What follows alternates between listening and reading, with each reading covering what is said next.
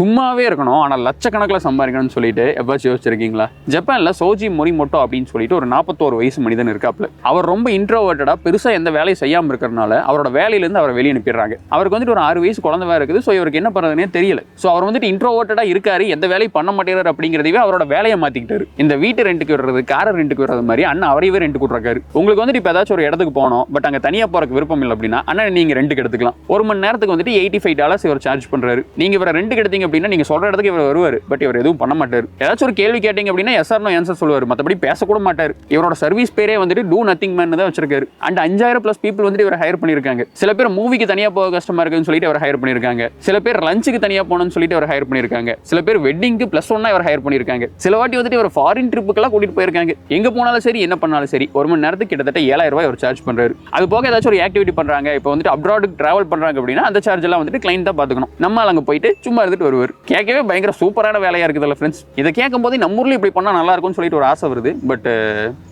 பின்னாடியே ஒரு பயமும் வருது.